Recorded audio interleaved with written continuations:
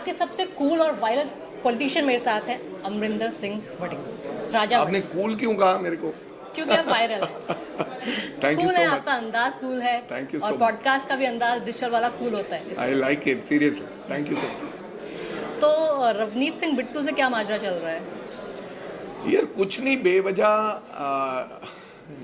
आप लोग इस तरीके का शब्दों का इस्तेमाल करोगे राहुल गांधी के लिए, जिस राहुल गांधी ने आपको सब कुछ दिया, सब कुछ, उसके लिए तो आप कभी ऐसा बोल नहीं सकते। आज चाहे राहुल गांधी राजा वड़िंग को 100 कोड़े मार ले, मैं राहुल गांधी के सामने कुछ नहीं बोलूंगा। उसका कारण है कि राजा वड़िंग को बनाने वाला राहुल गांधी है, और अगर बिट्टू को बनाने वाले भी राहुल गांधी हैं, उनको चाहे पार्टी छोड़ गए, लेकिन कम से कम आपके अंदर के भाव, अंदर के शैतान के बारे में पता चलता है जब आप उस व्यक्ति के बारे में बोलते हो जिसने आपको पगड़ी पहनने के लिए प्रेरित किया। और मैं नहीं कह रहा हूँ, खुद बिट्टू ने कहा अपनी वीडियोस में जो अभी वायरल हो रही हैं कि ये पगड़ी मेरे सिर पर जो है, ये राहुल गांधी ने मेरे को प्रेरणा दी कि सरदार हो, पगड़ी बांधो,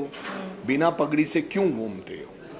तो वो व्यक्ति के बारे में ये कहना कि राहुल गांधी सिखों के खिलाफ है, तो ये गलत बात है। कभी बिट्टू 3 दिन गुरुद्वारा हरमंदिर साहब 3 दिन बैठ के सेवा नहीं की होगी बिट्टू ने, लेकिन राहुल गांधी जो इस देश के बड़े नेता हैं और बहुत बिजी व्यक्ति हैं, उन्होंने, राजा वड़िंग ने भी नहीं कभी की, 3 दिन लगातार बैठ के हरमंदिर साहब सेवा करने वाले व्यक्ति को आप ये रंगत दोगे कि वो सिखों के खिलाफ है, ये तो कोई मानेगा नहीं। और बिट्टू को तो कोई सिख मानता नहीं है। बिट्टू के बारे में जरा पूछ लीजिए, कमेंट पढ़ लीजिए, पंजाब का कोई व्यक्ति उसको सिख नहीं मानता है। स्कूल के टाइम में मैथ्स कमजोर थी क्या आपकी? 12x5 में कुछ गड़बड़ हो गई थी? एक्चुअली क्या है, मैथ जो टेबल्स हैं वो तो आते नहीं है ज़्यादा, क्योंकि बात तो बहुत देर होगी टेबल छोड़, लेकिन 12 पाँचा क्या होता है, 12 × 5 60 होता है। हाँ। ये एक कॉमन दिस थिंग है, बिकॉज ये आपके रोजाना में आता है। हाँ। हालांकि अमेरिका कनाडा में तो आप $50 किसी को दे दो तो $26 उन्होंने बिल लेना है तो वो कैलकुलेटर पे लेते हैं, $24 वापस देते हैं। लेकिन उसको वायरल बड़ा हुआ और मेरे को इतना आनंद आया, इतना मजा आया कि हर बंदे ने मेरे मीम्स बनाए, काट के memes. That means either you love me or hate me, but you can't ignore me. तो हर पार्टी ने मेरे मीम्स बनाए, लेकिन मैंने ये भी कहा कि मेरा 12 × 5 कुछ कहने से नुकसान क्या हुआ है। ना तो अर्थव्यवस्था में कोई नुकसान हुआ है, ना कोई लॉ एंड ऑर्डर की स्थिति बिगड़ी है। आजकल ना ये अंदाज हो गया है कि जब मुद्दे को डाइवर्ट करना हो, there is a law and order problem, then divert कर देंगे मेरे मीम्स में। अगर जनरल नरवानी की बुक के बारे में कुछ राहुल गांधी कोड करना चाहते थे और ट्रंप ने जो एग्रीकल्चर इंपोर्ट पर समझौता हुआ है उसके बारे में लोगों ने देश के प्रधानमंत्री से पूछना था, तो मुद्दा डाइवर्ट कर दिया गया कि सरदारों के साथ लड़ाई दिखा देगी कि सरदारों। मेरे को लगता है जिस व्यक्ति से डर लगता है, जिस व्यक्ति के बारे में हर व्यक्ति के मन में कुछ ना कुछ चल रहा होता है, उसके बारे में ही ऐसा आता है। चाहे मेरे मीम्स बने, चाहे इतनी बड़ी तो कोई बात नहीं हुई। और तो महिलाओं के लिए आवाज उठा रहे थे। मैं ये कह रहा था, एक्चुअली कहने वाला था कि 5 साल के पैसे दो, 5 साल के पैसे दो। मेरे साथ वाला कहता नहीं 4 साल के पैसे लो, अभी 4 साल हुए हैं, 48,000। तो पर मजा बहुत आया, मैं पूरे देश में घूमा उस वायरल कंटेंट की वजह से। आपको गेड़िया मारने का भी शौक है, मैंने कहीं देखा था एक इंटरव्यू में। अभी तो नहीं यार, गेड़िया मारते थे। हाँ मतलब तब। अब तो बुढ़े हो गए। तब भी स्टार्टिंग में आप चोरी करके बाइक भी ले जाते थे? क्या है, चोरी करके भी ले जाते थे। किसी दोस्त से गाड़ी मांगना, लेके जाना 1 घंटा, तो उसको बिना लाइसेंस बने भी आपने बाइक और गाड़ियां चलाई। 2 दिन उसको गाड़ी वापस नहीं करना। और हाँ, ये बचपन में जो शरारतें हर व्यक्ति करता है वो हमने भी की। अच्छा, बजट आया, इसको लेकर क्या कहेंगे? सरकार ने तो बहुत अच्छा देखो, मैं अगर पंजाब की बात करूं तो इस बजट में पंजाब का नाम भी नहीं आया है। और अगर इकॉनमी की बात करूं, जीडीपी की बात करूं, मेरे को तो समझ नहीं आ रही कौन से आंकड़े आदरणीय फाइनेंस मिनिस्टर पेश करते हैं। सीधा सीधा बात करूं, मैं इकोनॉमिक्स का स्टूडेंट तो नहीं हूं, सीधी सीधी बात करूं कि अगर सोना महंगा हो रहा है, ये देसी भाषा में लोग कहते हैं, डॉलर महंगा हो रहा है, तो समझ लो इस देश की हालात कमजोर हैं। सीधा सीधा है कि पौंड के सामने, यूरो के सामने डॉलर कमजोर हुआ है, लेकिन रुपी के सामने डॉलर और मजबूत हुआ है। तो देश के हालात कोई ज्यादा अच्छे नहीं हैं।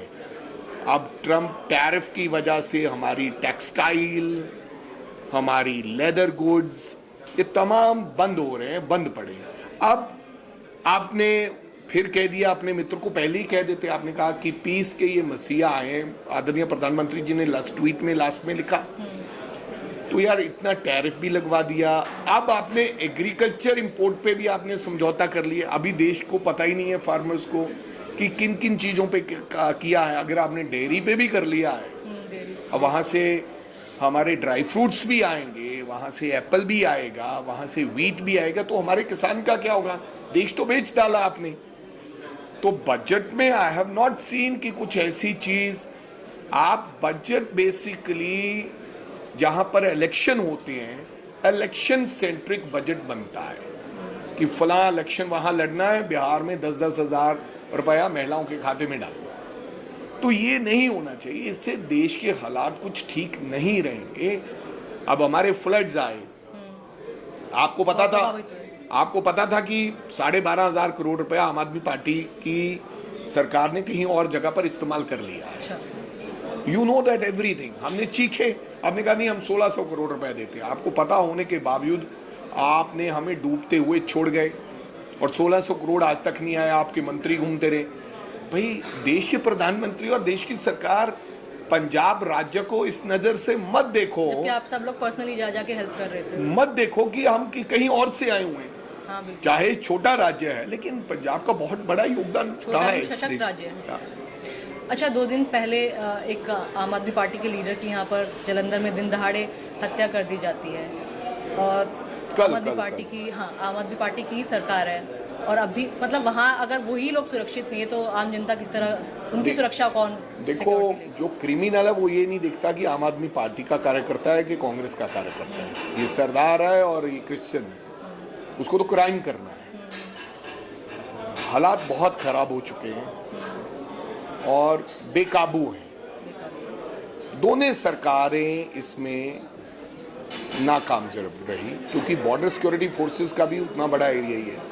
एनआईए उनके पास है, पूरी इंटेलिजेंस उनके पास है, लेकिन उनकी इंटेलिजेंस तो ये देखते हैं कि किसको उठाना है ईडी ने, किसको सीबीआई ने।